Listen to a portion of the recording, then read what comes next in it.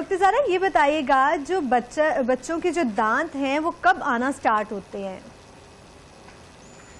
बच्चों के दांत जो है वो 6 माह की उम्र में आना शुरू हो जाता है। यानी जो पहला जो छोटा इंसाइजर होता है वो लोअर जॉ में 6 मंथ्स में जो है वो आना शुरू हो जाता है और फिर ये अमल 6 माह से लेकर 2.5 साल तक मुकम्मल होता है। इसमें बच्चे के 20 दांत आने होते हैं, टोटल 10 जो है अपर जॉ में और 10 जो है लोअर जॉ में। तो ये इस तरह 6 माह से लेकर 2.5 साल की उम्र तक उनका जो 20 दांत निकलने का अमल है वो कंप्लीट हो जाता है।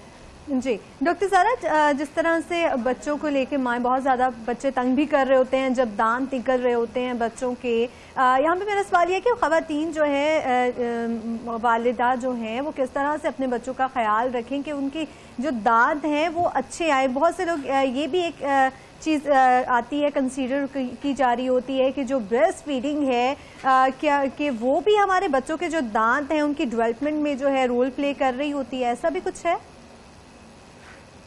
बिल्कुल, ब्रेस्ट फीडिंग जो है वो तभी रोल प्ले करती है जब माँ का अपना जो मिनरल इंटेक है दैट इज लाइक गुड। अगर देखें दांत सोनली कैल्शियम अगर बॉडी में उसकी रिक्वायरमेंट पूरी है, अब जाहिर है बच्चे को कहाँ से कैल्शियम मिलेगा, माँ के दूध से मिलेगा। माँ का अपना जो है कैल्शियम बॉडी के अंदर पूरा है तो नेचुरली उसके अपने भी दांत स्ट्रांग हो गए और उसके बेबी के भी दांत स्ट्रांग हो गए।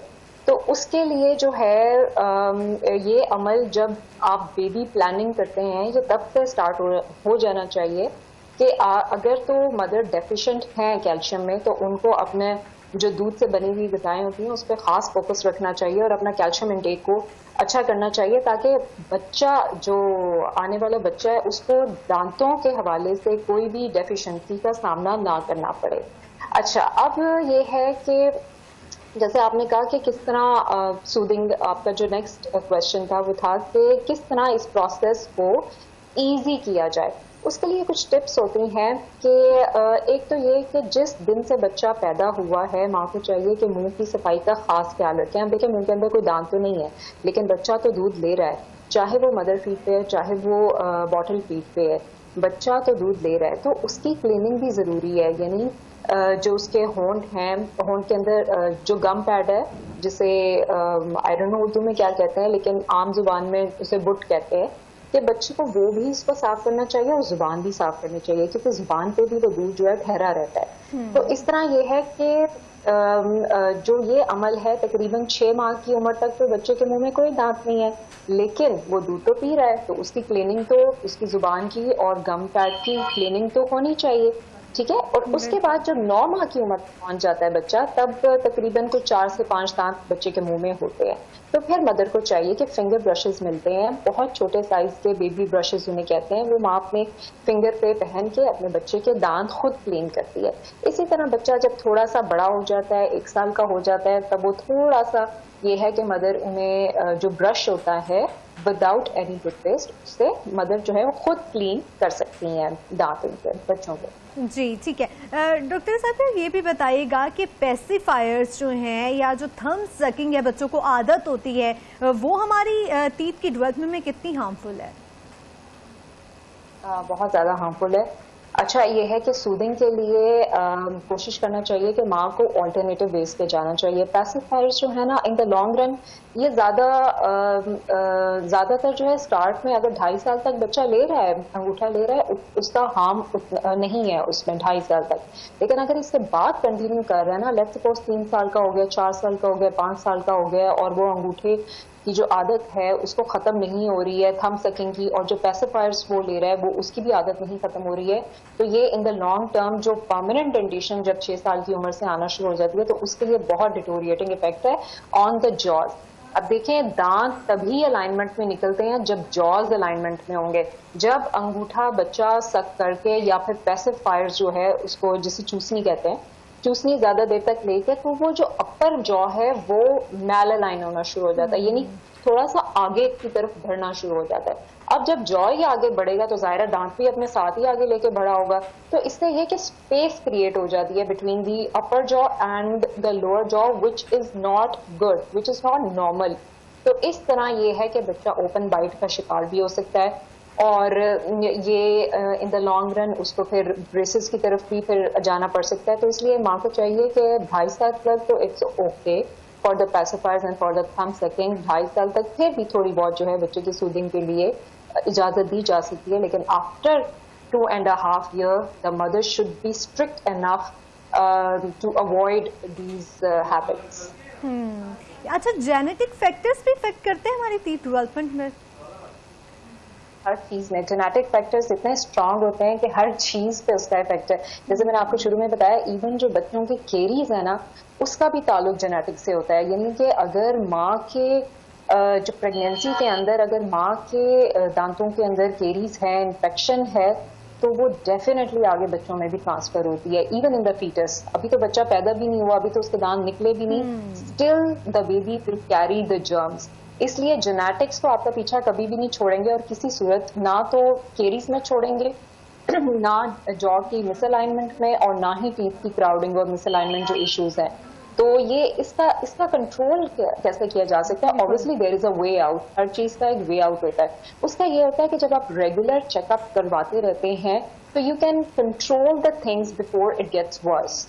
तो यही है कि सालाना जो है बच्चे का, जब बच्चा 7 साल की उम्र तक पहुंच जाता है तो उसका एक विजिट जो है डेंटिस्ट के पास जरूर होना चाहिए टू रूल आउट। और जब वो उसके पास 3 से 4 साल की उम्र में भी, यानी जब 1 क्लास में है, तो तब भी एक विजिट लाजमी होना चाहिए, ताकि अगर कुछ डेंटिस्ट को इसमें बच्चे के दांतों में केरीज हैं, कोई इन्फेक्शन है या मिसअलाइनमेंट की तरफ जा रहा है, तो एटलीस्ट जो रूट कॉज है वो बहुत स्टार्ट में पकड़ी जा सके।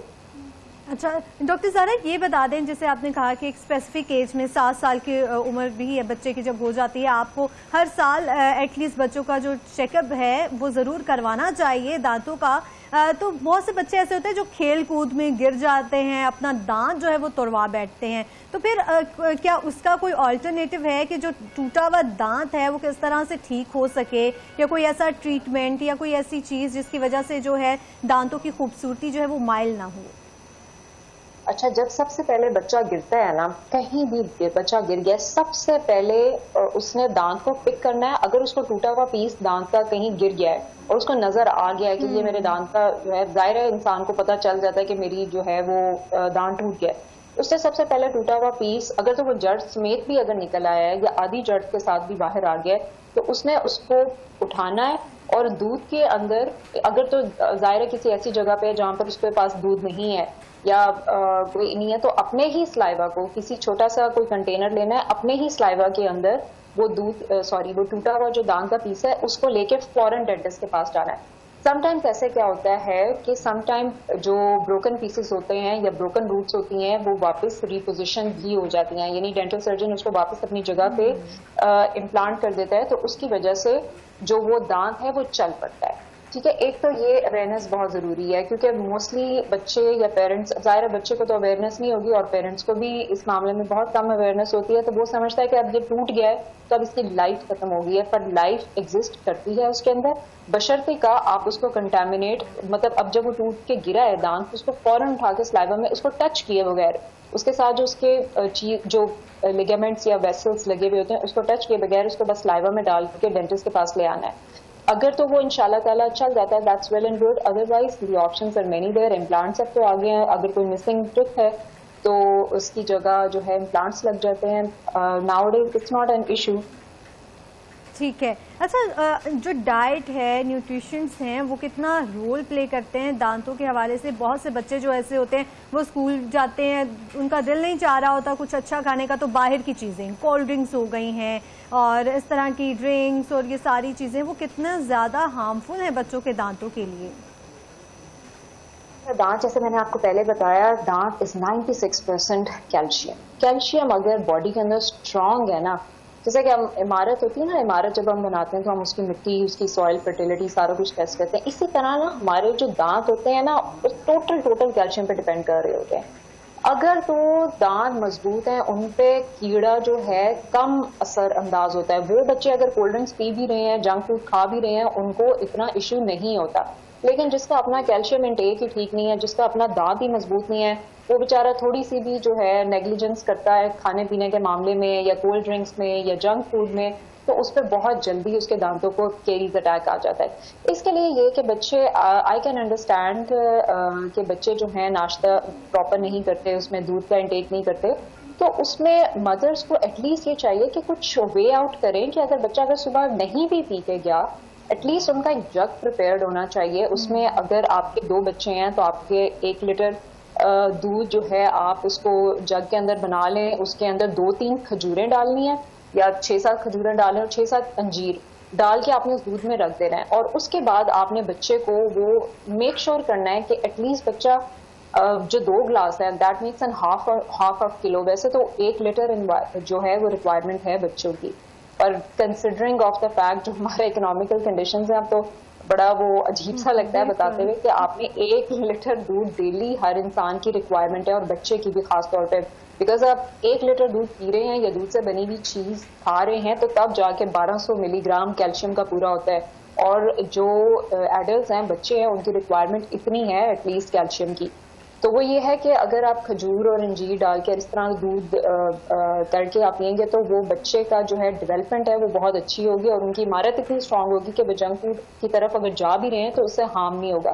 सेकेंड ऑप्शन जो है वो दही की है। दही का इस्तेमाल, जो बच्चे दूध से भागते हैं उनको दही दिया जा सकता है। 1 बाउल ऑफ जो योगर्ट है that's equal to 2 glass of milk. तो इस तरह भी उनकी पूरी हो सकती। जो बच्चे डेयरी नहीं डेयरी को अवॉइड करते हैं, एग और मिल्क और योगर्ट की तरफ नहीं जाना चाहते, फिर उनको ऑल्टरनेट्स जो हैं प्लांट बेस्ड उसकी तरफ बच्चे को लेके जाएं। तो इस तरह ये कि मदर को थोड़ा सा जो है वो कोशिश करना चाहिए वे आउट कि बच्चा अगर सादा दूध नहीं भी पी रहा तो किस तरह उसको अच्छा किया जाए, लेकिन काइंडली उसमें जो पिंक शरबत है या मीठा जो शुगरी ड्रिंक्स बना के देते हैं काइंडली उसको अवॉइड करें बिकॉज दैट इज डेट्रीमेंटल। इस तरह यह है कि मदर एक अच्छी चीज, दूध की जो सारी ग़िज़ाइयत है वो मतलब एक अच्छा चीज देते देते बीच में खामखा में जो है वो शुगरी ड्रिंक बना देते हैं, क्योंकि ज्यादातर माओं को यही कंसर्न होता है कि बच्चा दूध नहीं पीता क्योंकि उसको स्वीट नहीं लग रहा होता। तो you can make the drink sweet by adding the dates.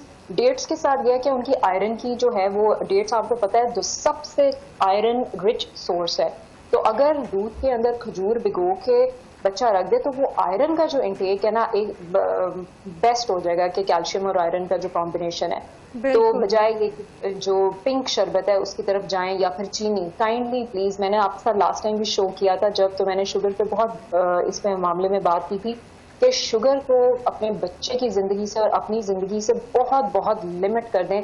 ना हर चीज में शुगर डाल के दिया करें, ना ये समझा करें कि अगर बच्चे को फ्रूट जूस देना है तो उसमें भी चीनी डालनी है। क्यों डालनी है फ्रूट जूस के अंदर चीनी? अगर लस्सी देनी है तो उसमें भी चीनी डालनी है, या फिर दूध देना है उसमें भी चीनी डालनी है। तो ऑल्टरनेट कुछ उसका ढूंढे जो बच्चे के लिए नुकसान दे दिया। बिल्कुल, हनी ऐड कर ले, उसमें हनी ऐड करके दिया जा सकता है। बिल्कुल जबरदस्त, हनी ऐड कर दें, खजूर ऐड कर दें, जरूरत ही नहीं रहती। अगर आपने 1 गिलास दूध के अंदर 2 खजूरें ऐड कर दी और उसको भिगो के रख दी है, वो इतना मीठा दूध हो जाता है कि उसमें जरूरत ही नहीं है शुगर की और बच्चा बहुत शौक से पीता है। और वैसे भी माओ को जो है इस चीज़ का ख्याल रखना चाहिए कि बच्चा जैसे ही छोटा बेबी पैदा होता है उसको शुगर से तो दूर ही रखें। जो भी चीज़ है वो नेचुरल जो स्वीटनेस है, फ्रूट्स हैं या किसी भी और चीज़ में, बस उसी की तरफ लेके जाएं ताकि आदत ही ना डाली जाए बच्चे को। तो फिर उसके बाद तो आप जिस तरह का भी बच्चे को ड्रिंक देंगे वो उसको पी लेगा। अच्छा, मैं ये बात करना चाह रही थी कि टूथपेस्ट जो है वो किस तरह का लेना चाहिए बच्चों के लिए? वैसे तो मार्केट में बच्चों के लिए टूथपेस्ट हैं वो अवेलेबल है, लेकिन उनमें कौन कौन से जो है इंग्रेडिएंट्स होने चाहिए, कौन कौन सी चीज़ें होनी चाहिए जिसको देखते हुए पेरेंट्स को बाय करना चाहिए? जब आप टूथपेस्ट बाय करते हैं तो उसके पीछे जो इंग्रेडिएंट्स में फ्लोराइड मोस्टली एक्टिव इंग्रेडिएंट्स होता है। सिर्फ और सिर्फ चंद 1% है जो नॉन फ्लोराइड, जिनका फ्लोराइड जो बाज ऐसे इलाके में रहते हैं जहाँ पर फ्लोराइड की इतनी ज्यादा क्वांटिटी है कि उनके लिए तो हार्मफुल होते हैं। तो वो लोग सिर्फ एक चंद परसेंटेज है, कोई 1.1 समथिंग परसेंटेज जो नॉन फ्लोराइड टूथपेस्ट जिनके लिए रिकमेंडेड है। अदरवाइज जो जनरल पॉपुलेशन है वो उनको एक्टिव इंग्रेडिएंट में जो है वो सोडियम फ्लोराइड उनको चेक करना चाहिए, या फ्लोराइड की कोई भी एक्टिव फॉर्म है that should be in the toothpaste. और सेकेंडली कि समटाइम्स किसी टूथपेस्ट में कैल्शियम और फॉस्फोरस भी एडेड होते हैं इन द लिक्विफाइड फॉर्म, तो ये भी देखना चाहिए। और कोशिश करनी चाहिए कि जिसमें शुगर एडिटिव्स या सुक्रोज है जिन टूथपेस्ट में, उनको अवॉइड करना चाहिए बिकॉज एज आई सेड कि हमने दांत साफ करने हैं और ऊपर से टूथपेस्ट के अंदर भी अगर इतना स्वीटनर ऐड है तो what is the point of cleaning the tooth? आप अगेन ऐसी टूथपेस्ट से साफ कर रहे हैं जिसके अंदर स्वीटनर डला हुआ है, जिसके अंदर सुक्रोज डला हुआ है,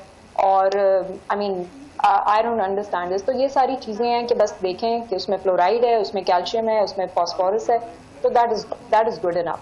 डॉक्टर सारा, जैसे आप फ्लोराइड की बात कर रही हैं, तो ये कितना इस बेनिफिट्स हैं इसके हमारी दांतों के लिए? Fluoride is beneficial and it's essential.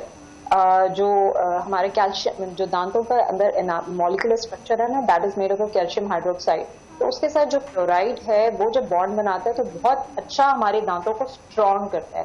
तो इसलिए एक सर्टेन मिकदार होती है जो हमें मिलती है हमारे मिनरल वेजिटेबल से, तो उसमें ये है कि in the certain limits the fluoride is essential and beneficial for the teeth. लेकिन अगर वो अपनी लिमिट क्रॉस कर जाए तो फिर दांत ब्रिटल होना शुरू हो जाते हैं, उनमें क्रैक्स आना शुरू हो जाते हैं, उनकी मॉटलिंग हो जाती है, उनका डिस्कलरेशन होता है। और ये ज्यादातर उन इलाकों में होता है जिनकी जो पानी है ना, वाटर के अंदर इतनी ज्यादा फ्लोराइड की कंटेंट होती है कि वो जब उस वाटर को कंज्यूम करते हैं अपनी कुकिंग के अंदर या ड्रिंकिंग के अंदर, तो उनमें हार्म, बजाय ये कि उनको बेनिफिट मिले, उनमें उनके लिए हार्मफुल होना शुरू हो जाता है। हाँ, तो ऐसे इलाकों के लिए लोगों को चाहिए कि वो मिनरल वाटर जो है बाजार से खरीद के यूज करें, ना कि वो डायरेक्टली वो उस पानी को कंज्यूम ना करें। अच्छा, जैसे आपने कहा ना बाजार से खरीदें, तो कुछ लोग ऐसा भी करते हैं कि पानी को बॉयल करके ले लेते हैं, वो ठीक रहता है वैसे? नहीं, उसको बॉयल करने से जो है ना, जब आप क्लोरिनेटेड वाटर को आप बॉयल भी करोगे तो that will not be beneficial. उसको फिल्टर्ड ही यूज करना चाहिए, बॉइलिंग से हल नहीं होता मसला।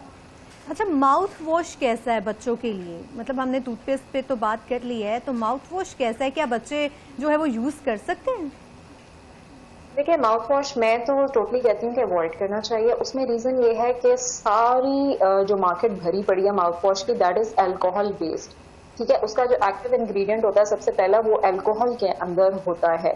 तो उसका नुकसान ये है कि उससे with the passage of time, देखिए 2-3 दफा यूज कर ले आप, हफ्ते में 1 दिन यूज कर ले, उसका कोई नुकसान नहीं है। लेकिन अगर आप रेगुलर उसको यूज कर रहे हैं, और उसका मुझे समझ नहीं आता कि क्यों यूज कर रहे हैं। सिर्फ हम जो इंडिकेट करते हैं क्लिनिक में, हम सिर्फ इन्फेक्शन के केसेस में जो है इंडिकेट करते हैं माउथ वॉश को। यानी कि अगर पेशेंट को इन्फेक्शन किसी दांत में हुआ हुआ है तो हम उसको 7 डेज, 14 डेज या 21 डेज के लिए भी मेडिकेटेड माउथ वॉश देते हैं। ओवर द काउंटर अगर कोई यूज कर रहा है माउथ वॉश, तो इसका मतलब है कि उसको उसकी जो ब्रेथ है वो फ्रेश नहीं है। वो फील करता है कि मेरे मुंह से बदबू आ रही है, तो मुझे माउथ वॉश को यूज करना चाहिए। तो उसके लिए इट्स बेटर कि दांतों की क्लीनिंग करवा ली जाए, बजाय ये कि बार बार अपने मुंह को एक्सपोज किया जाए अल्कोहल बेस्ड माउथ वॉश की तरफ। रीजन उसका ये है कि हमारे मुंह के अंदर कोई 500 किस्म के ना बैक्टीरियाज हैं। ठीक है, उसमें से कुछ हेल्दी हैं, कुछ गुड हैं और कुछ बैड है। प्रॉब्लम इज दैट कि माउथ वॉश जब हम यूज करते हैं तो वो बैड बैक्टीरियाज के साथ साथ गुड बैक्टीरियाज की भी मिकदार खत्म कर देता है, और वो गुड बैक्टीरियाज तो बहुत एसेंशियल हैं हमारी जो मुंह की हेल्थ है उसके लिए। तो इसलिए मैं कहती हूँ कि वाटर बेस्ड माउथ वॉश तो फिर भी यूज किया जा सकता है। कुछ ऐसे ब्रांड्स हैं जिनमें जो एक्टिव इंग्रेडिएंट है माउथ वॉश का, दैट इज वाटर, उसमें कहीं भी मेंशन नहीं है। इसका बड़ा हल सिंपल सा है, आपने पीछे एक्टिव इंग्रेडिएंट्स को देखा और अगर उसके ऊपर अल्कोहल लिखा हुआ है तो दैट मीन कि आप उसको कम से कम यूज करें। आप हफ्ते में 1 दिन यूज कर लें, चलो हफ्ते में 2 दिन यूज कर लें, पर वो डेली के लिए यूज के लिए नहीं होता। हाँ, मैं कहूंगी कि आप घर में आसानी के साथ माउथ वॉश यूज कर सकते हैं ग्रीन टी को। Green tea best mouth wash है घर में यूज करने के लिए, या सौंफ वाला पानी, इलायची या सौंफ वाला पानी घर में उसको बना के रखें। तो जो लोग माउथ फ्रेशनर के तौर पे बाहर के माउथ वॉशेस को प्रेफर करते हैं, उनको चाहिए कि घर में इलायची सौंफ का पानी जो है उसको या फिर ग्रीन टी को एज अ माउथ वॉश इस्तेमाल करें।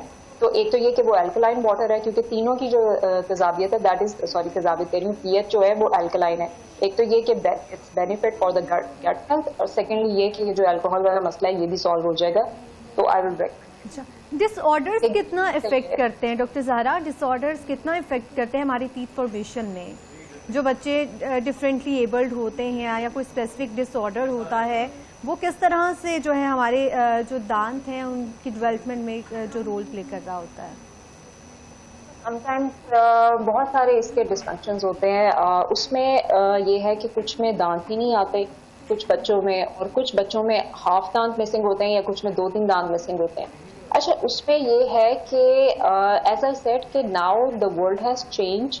अगर बच्चे the easiest way to rule out कि आप बच्चे का ओपीजी एक्सरे करवा लें और उसमें देख लें कि बच्चे के मुंह में दांत आने हैं नहीं आने हैं, ठीक है। लेट्स सपोज अगर बच्चा इस तरह डिफरेंटली एबल है और उसके बच्चे के मुंह में दांत ही नहीं आए हैं, then there is an option of implant, there is an option of denture। तो काफ़ी हद तक जो है वो बच्चे का जो सोशल अपीयरेंस है, जो पेरेंट्स है, जो कॉन्फिडेंस है, वो शटर नहीं होता। उसमें आर्टिफिशियल डेंचर लग जाता है, आर्टिफिशियल इम्प्लांट्स लग जाते हैं, या फिर जो दाग होते हैं आप उसी को अगर वो मिसअलाइनमेंट की तरफ हैं तो आप उसको थोड़ा बहुत कर लेते हैं।